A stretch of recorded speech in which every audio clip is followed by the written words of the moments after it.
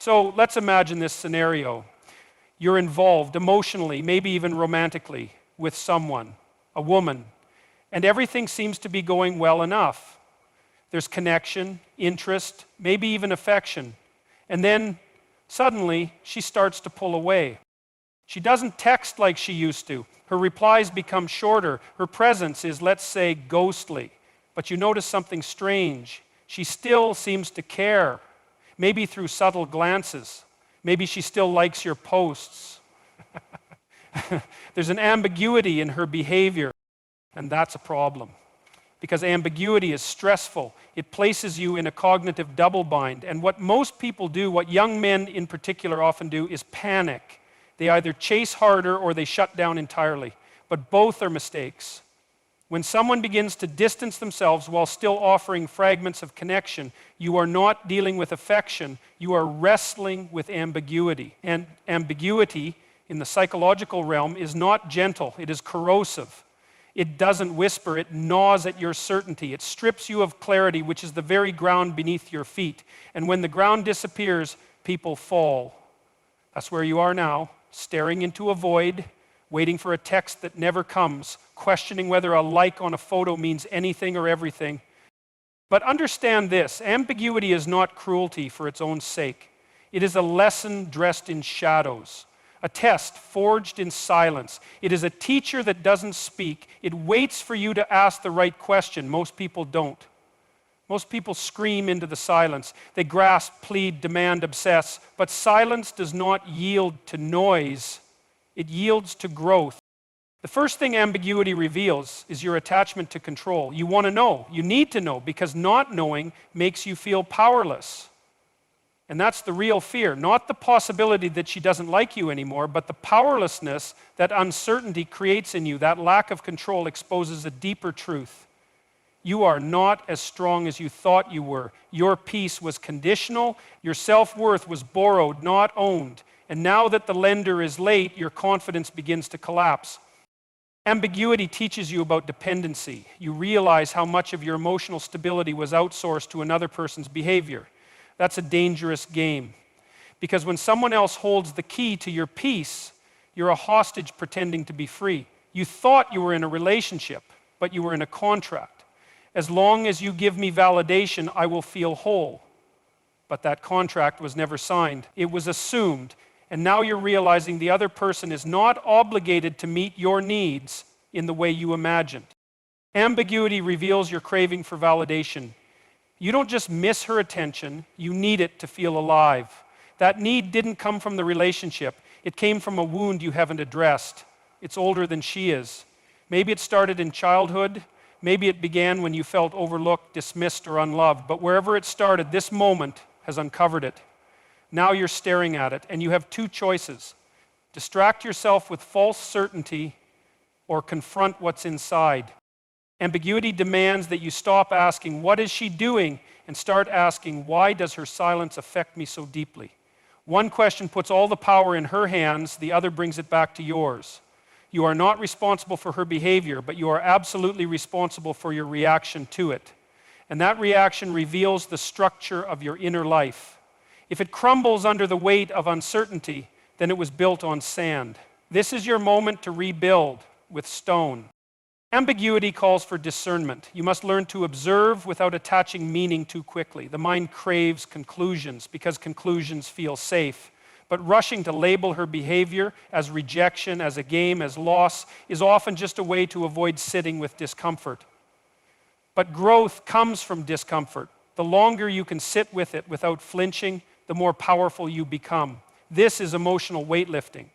And every moment you stay present in uncertainty, you grow stronger in silence. Ambiguity is a mirror. It doesn't show you her, it shows you you. It reveals your patterns, your impulses, your fears, your defaults. It shows whether you are capable of maintaining dignity without assurance, whether you can remain grounded when everything feels up in the air, whether you are guided by principles or thrown around by emotions. The stronger the mirror, the more clearly you see what must be confronted and transformed. Ambiguity sharpens you if you let it. It's friction for the soul. It's heat for the iron. It asks, can you hold your posture when there's no applause? Can you speak with confidence when your voice shakes? Can you offer kindness even when you feel overlooked? These aren't soft questions. These are defining questions. And you answer them not with words, but with how you act when no one is watching. Ambiguity punishes the passive. If you just wait, hoping for clarity to arrive, you've already surrendered. Because clarity is not given, it's created. You must build it. And you build it by taking ownership of your mind, your time, your emotions. You build it by setting boundaries with grace. You build it by becoming articulate in your needs without being manipulative. You build it by learning to walk away from what is unclear, not as an ultimatum, but as a statement of self-respect. Ambiguity is an initiator. It separates the reactive from the reflective, the needy from the grounded, the boy from the man. Because when you're a boy, you chase what confuses you. When you're a man, you step back, observe, and decide what aligns with your peace. You understand that not every silent moment is a threat. Some are invitations to deepen your self-awareness, to mature emotionally, to develop patience, to choose not to panic. Ambiguity invites you to mastery, the mastery of your attention, the mastery of your responses, the mastery of your story, because you're always telling a story about what's happening. And most people tell the story of abandonment, of betrayal, of loss. But you can write a different narrative, one where this space becomes sacred, one where silence becomes a forge, one where not knowing becomes the beginning of knowing yourself. Ambiguity is not your enemy, it is your catalyst. It is asking you to become more resilient, more centered, more intentional. Because clarity in love cannot be forced. It must be invited through strength, not desperation, through maturity, not manipulation, through presence, not pressure. And the greatest irony is this: when you stop fearing ambiguity, it starts to disappear. Because what you feared was not her silence, it was your own. What you couldn't face was not her absence, it was your insecurity. But once you face it, really face it, you become the kind of person who doesn't need clarity to stand tall. And from that posture, you stop chasing affection and begin attracting alignment. When you are ignored by someone who once gave you warmth, your instinct will scream louder than your reason. Your nervous system doesn't care about logic, it responds to threat. And emotional distance feels like danger when you've tied your sense of worth to another person's attention. In that space, the most vital skill you must develop is control over your inner world. Because what breaks relationships more than anything is not the absence of love, it's the presence of emotional chaos. The mind races, the heart pounds, the ego panics, and before you know it, you're sending impulsive messages, crafting imaginary scenarios, and living inside a narrative made of fear. But you must understand, your emotions are not your enemies. They are signals, they are messengers. But if you hand them the steering wheel, they will crash you into walls you didn't see coming. Emotional self-regulation isn't about suppressing your feelings, it's about not letting them dominate your behavior. Feel everything, yes, feel deeply, but do not act out of desperation, because desperation repels. Neediness suffocates. And people withdraw, not always because they stop caring, but because your energy became unstable. When someone senses that your peace depends on their presence, they feel trapped, even if they like you, especially if they like you. Because love cannot breathe in the atmosphere of emotional volatility. It needs space, structure, and consistency. The person who can sit calmly in confusion, who can respond rather than react, who can hold the tension without exploding, that person is attractive beyond looks, beyond charm, beyond words. The moment you lose emotional regulation, you lose leverage. You lose the ability to observe, to adapt, to understand. You start interpreting silence as punishment rather than as pause. You take everything personally. You attach meaning where none was intended. You imagine rejection in every delay. And that narrative becomes a self-fulfilling prophecy. You cannot build a healthy connection if you collapse under pressure. You cannot expect someone to trust you if you do not trust yourself to stay composed. Your reactions teach people how safe you are to love. When you lash out, guilt trip, beg, or withdraw in bitterness, you become unpredictable. And unpredictability breeds fear, not closeness.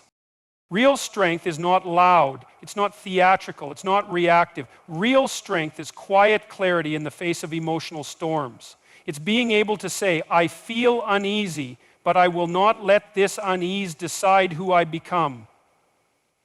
That's power. And that's what people remember when the dust settles. Not your words, but the energy you held when things got uncertain. Self-regulation is not about pretending, it's about transforming.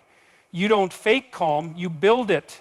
You breathe through discomfort instead of drowning in it. You acknowledge your jealousy without letting it poison your words. You sit with your disappointment without letting it harden your heart. This is how you mature. This is how you become trustworthy.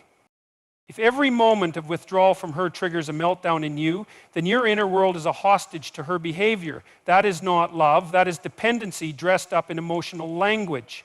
And if you don't deal with that dependency, it will sabotage every bond you try to build.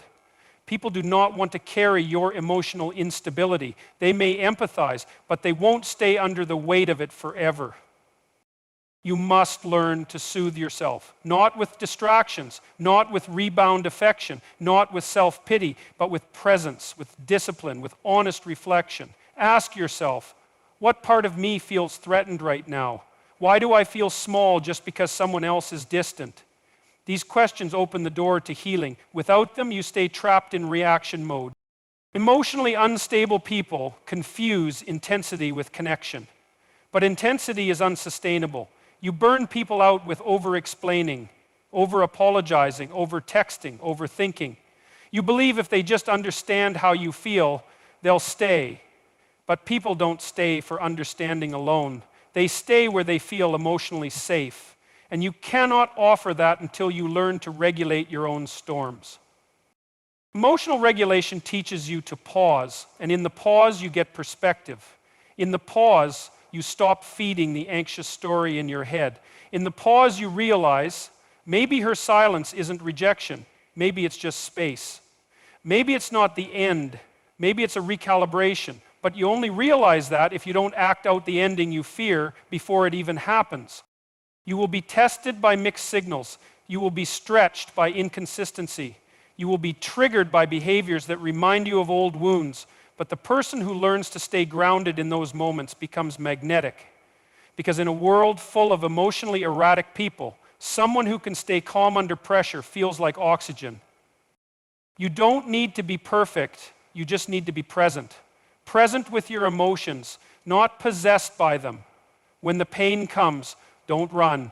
When the fear speaks, don't obey. Sit with it, breathe through it, get to the other side of it. Because on the other side of emotional regulation is relational power. And power isn't control over others, it's control over yourself. That's the only control that matters. That's the only control that lasts. When you master yourself, you stop needing to control others. You don't chase reassurance, you don't beg for certainty, you don't demand constant closeness to feel okay. You become whole, and wholeness is rare, and rare things are valued. When you learn to regulate yourself, your presence becomes healing. You stop bringing drama, you stop creating confusion, you stop adding emotional noise to already difficult situations. You become the person someone can talk to when everything else feels overwhelming. That kind of presence doesn't just keep relationships, it deepens them. So stop asking how to get her attention back, start asking how to get your center back. Stop asking how to make her explain herself, start asking how to respond when people don't. Stop looking for someone to fix the chaos, become the person who brings order. That shift, one shift, changes everything. Emotional regulation is not a soft skill. It's survival, in love, in conflict, in growth. It separates those who can connect from those who only chase connection. It determines whether your relationships are rooted in truth or tangled in trauma. It is the threshold between reaction and wisdom, between breakdown and breakthrough. And if you can master it not once, but daily, you become unstoppable. Not because you don't feel pain, but because pain no longer dictates your next move. That is the essence of emotional maturity. And that, above all, is what holds love together when feelings waver and storms rise. So, what do you do when she starts ignoring you but still seems to care? You don't chase. You don't collapse. You don't become smaller to fit into the silence. You rise, you expand, you evolve. You treat the ambiguity not as an insult, but as a mirror. You let it show you where you're weak, where you're needy, where you're unfinished. And instead of blaming her for pulling away, you thank the moment for exposing the fractures you've hidden from yourself. You regulate your emotions not to impress her, but to liberate yourself. You stop reacting like a boy looking for rescue and start responding like a man grounded in truth. You ask better questions. You master your inner world. You become the kind of person who doesn't beg for connection, but attracts it through presence, through order, through strength. Because the real battle is not between you and her silence. It's between the version of you that panics and the version of you that leads. And whichever one you feed wins. So feed discipline, feed clarity, feed depth, and watch what kind of love begins to chase you.